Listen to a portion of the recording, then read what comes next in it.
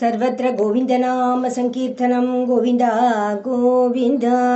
दशकं 76। गत्वा सान्दीपनिमत चतुष्षष्टिमात्रैरहोभिः सर्वज्ञस्त्वं सखमुसलिना सर्वविद्यां गृहीत्वा पुत्रं नष्टं यमनिलयनात् आहृतं दक्षिणार्थं दत्त्वा तस्मै निजपुरमगाः नादयन् पाञ्चजन्यं स्मृत्वा स्मृत्वा पशुपसुदृशः प्रेमभारप्रणुन्नाः कारुण्येन त्वमपि विवशः प्राहिणोरुद्धवं तं किञ्चामुष्मै परमसुहृदे भक्तवर्याय दासां भक्त्युद्रेकं सकलभुवने दुर्लभं दर्शयिष्यन् त्वन्माहात्म्यप्रतिमपि शुनं गोकुलं प्राप्य सायं त्वद्वार्ताभिः बहुसरमयामास नन्दं यशोदां प्रातर्दृष्ट्वा मणिमयरथं शङ्किता पङ्कजाक्षः श्रुत्वा प्राप्तं भवदनुचरं त्यक्तकार्या समीयुः दृष्ट्वा चैनं त्वदुपालसद्वेषभूषाभिरामं स्मृत्वा स्मृत्वा तव विलसितानि उच्चकैस्तानि तानि रुद्धालापाः कथमपि पुनर्गद्गदां वाचमूचुः सौजन्यादीन् निजपरभिदाम् अप्यलं विस्मरन्त्यः श्रीमन् किं त्वं पितृजनकृते प्रेषितो निर्दयेन क्वासौ कान्तो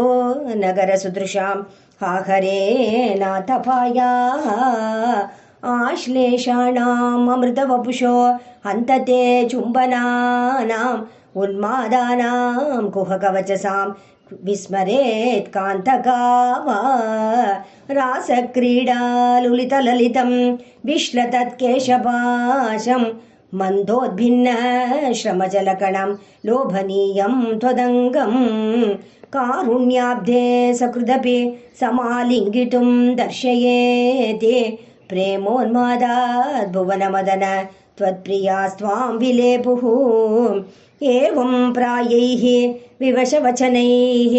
आकुला गोपिकास्ताः त्वत्सन्देशैः प्रकृतिमनयते सोतविज्ञानगर्भैः भूयस्ताभिर्मुदितमतिभिः त्वन्मयीभिर्वधूभिः तत्तद्वार्ता सरसमनयत कानिचेद्वासराणि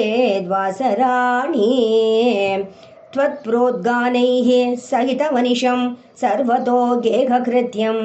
त्वद्वार्तैव प्रसरति मितः सैव चोत्स्वापलापाः चेष्टाप्रायः त्वदनुकृतयः त्वन्मयं सर्वमेवं दृष्ट्वा तत्र विमुखदधिकं विस्मयादुद्धवोऽयं राधाया मे प्रियतममिदं मत्प्रियैवं ब्रवीति त्वं किं मौनं कलयसि सखे मानिनी मत्प्रियेव इत्याद्येव प्रवदति सखी त्वत्प्रियो निर्जने माम् इत्थं वादैः अरमयदयं त्वत्प्रियाम् उत्पलाक्षीम् एष्यामिद्राग् अनुपगमनं केवलं कार्यभारात् विश्लेषेऽपि स्मरणदृढता सम्भवान् मास्तु खेदः ब्रह्मानन्दे मिलति न चिरात् सङ्गमो वा वियोगः तुल्यो वस्याद् यदि तव गिरा सोकरोत् निर्व्यतास्ताः एवं भक्ते सकलभुवने नेक्षिता न श्रुता वा किं शास्त्रौघैः किमिह तपसा गोपिकाभ्यो नमोऽस्तु इत्यानन्दाकुलमुपगतं गोकुलादुद्धवं तं दृष्ट्वा हृष्टो गुरुपुरपते पाहि मामयोगात् सर्वत्र गोविन्दनाम संकीर्तनं गोविन्द गोविन्द गोपिका जीवनस्मरणं गोविन्द गोविन्द।